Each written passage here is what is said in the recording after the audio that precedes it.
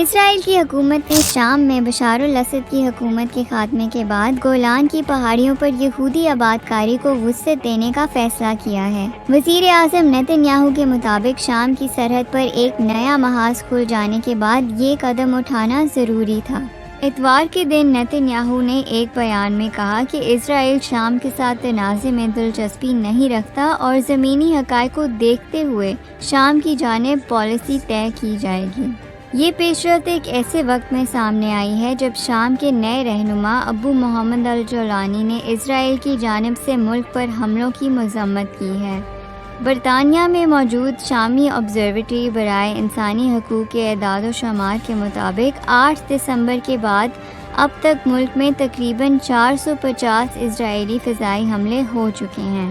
ابو محمد الجولانی نے کہا کہ یہ حملے خطے میں کشیدگی بڑھا سکتے ہیں اور شام کسی ہمسائے کے ساتھ تنازع نہیں چاہتا۔ یاد رہے کہ گولان کی پہاڑیوں پر اسرائیل کی 30 آبادیاں پہلے ہی موجود ہیں جہاں تقریباً 20,000 افراد رہائش پذیر ہیں۔ بین الاقوامی قانون کے تحت یہ آبادیاں غیر قانونی ہیں۔ اس علاقے میں 20,000 شامی شہری بھی موجود ہیں جو اسرائیلی قبضے کے باوجود بھی وہاں سے نہیں گئے۔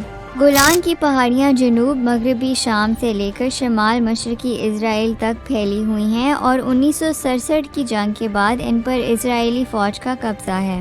1974 میں شام اور اسرائیل نے ایک جنگ بندی کے معاہدے پر دستخط کیے جس کے تحت دونوں ممالک کی افواج کو گولان کی 60 کلومیٹر طویل سرحدی پٹی کے دونوں اطراف سے انخلاء کی ضرورت تھی اور اس علاقے کو ایریا آف سپریشن قرار دیا گیا۔ تاہم معاہدے کی خلاف ورزی کرتے ہوئے سن 1981 میں اسرائیل نے گولان کی پہاڑیوں پر اپنی جانب کے علاقے کو اپنے کنٹرول میں لے لیا اور یہودی آباد کاروں نے وہاں گھر بنانا شروع کر دیے۔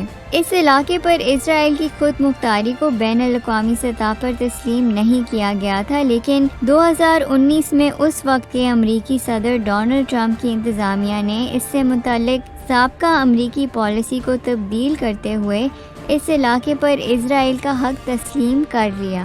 شام کا دارالحکومت دمشق ان پہاڑیوں سے تقریباً 60 کلومیٹر شمال میں واقع ہے اور ان پہاڑیوں کی بلندی سے دمشق سمیت جنوبی شام کے زیادہ تر حصے واضح دکھائی دیتے ہیں۔ اس جغرافی کی وجہ سے اسرائیل کو یہ مقام شامی فوج کی نقل و حرکت پر نظر رکھنے کے لیے ایک بہترین مقام فراہم کرتا ہے۔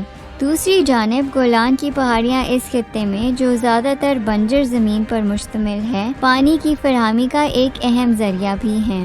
اس علاقے سے شامی فوج اس وقت نکل گئی جب باغی گروہوں کے دستے دمشق کی جانب بڑھ رہے تھے اور بشار الاسد کا اقتدار ختم ہو رہا تھا۔ اس موقع پر اسرائیل کی دفاعی افواج نے گولان کی پہاڑیوں پر غیر فوجی بفر زون کا کنٹرول حاصل کر لیا۔